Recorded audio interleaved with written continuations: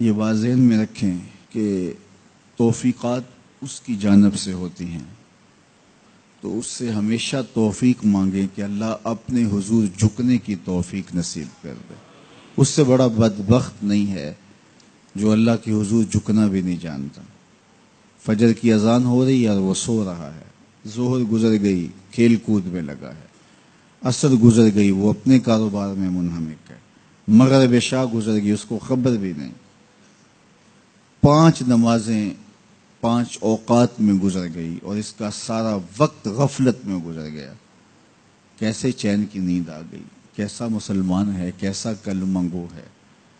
اللہ کی حضور سجدہ ریزی کی سارا دن توفیق نصیب نہیں ہوئی، پھر اگلا دن بھی یوں گزر گیا، زندگیاں گزر جاتی ہیں، توفیق سجدہ نصیب نہیں ہوتی۔ اس شخص سے بڑا بدبخت کوئی نہیں جس کو اللہ کے حضور جھکنا نصیب نہیں ہوتا۔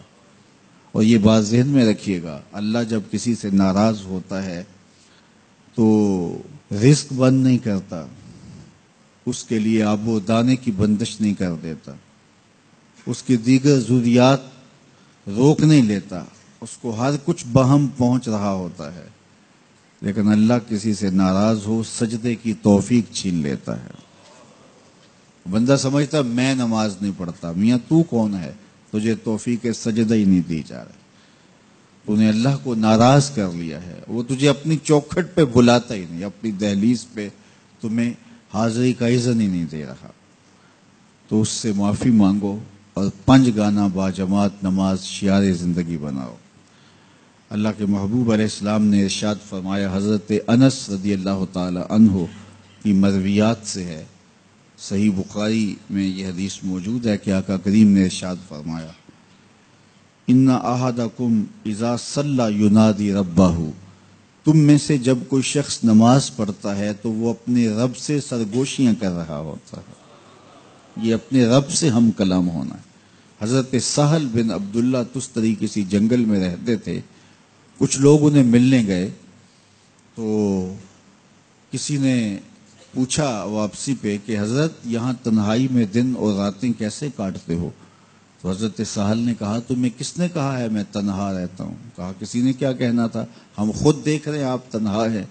فرمایا تم نے غلط دیکھا، میرا جب اس سے باتیں کرنے کو جی چاہتا ہے تو میں نماز کے لیے کھڑا ہو جاتا ہوں، اور جب اس کی باتیں سننے کو جی چاہتا ہے تو قرآن کھول کے بیٹھ جاتا ہوں، کبھی اپنی سناتا رہتا ہوں کبھی اس کی سنتا رہتا ہوں۔ تمہیں کس نے کہا میں تنہا رہتا ہوں؟ میں تو دم دم اپنے رب کے ساتھ رہتا ہوں۔ تو جو نماز پڑھتا ہے وہ اپنے رب سے سرگوشیاں کرتا ہے، وہ اپنے رب سے بات کرتا ہے، اپنے رب سے ہم کلام ہوتا ہے۔ تو خوش نصیب لوگ جنہیں 5 گانا نماز نصیب ہوتی ہے، اور پھر اگر اس کے آداب کی رعایت کے ساتھ نصیب ہو، نماز پڑھنے کا جو انداز ہے وہ نصیب ہو جائے، جیسا کہ حدیث احسان میں ہے، جبریل امین نے حضور سے کچھ سوال کیے تھے، ان میں سے ایک سوال تھا حضور احسان کیا ہے؟ تو فرمایا تو اپنے رب کی عبادت اس طرح کرے کأنک تراہ، گویا تو اسے دیکھ رہا ہے، یہ تیری کیفیت ہو کہ تو اپنے رب کا دیدار کر رہا ہے۔ اللہ اکبر۔ حضرت سیدنا علی المرتضیٰ رضی اللہ تعالی عنہ سے کسی نے پوچھا کہ جس رب کی عبادت کرتے ہو کبھی اس کو دیکھا بھی ہے، کبھی اس کیفیت سے بھی گزرے ہو؟ تو فرمایا لم اعبد ربا لم اراہ، جب تک دیکھتا نہیں سجدہ ہی نہیں کرتا۔ تو اپنے رب کی عبادت ایسے کرو کہ تم گویا اسے دیکھ رہے، اور اگر یہ کیفیت تمہاری پیدا نہیں ہوتی تو کم از کم اس کیفیت میں آؤ کہ تمہارا رب تمہیں دیکھ رہا ہے۔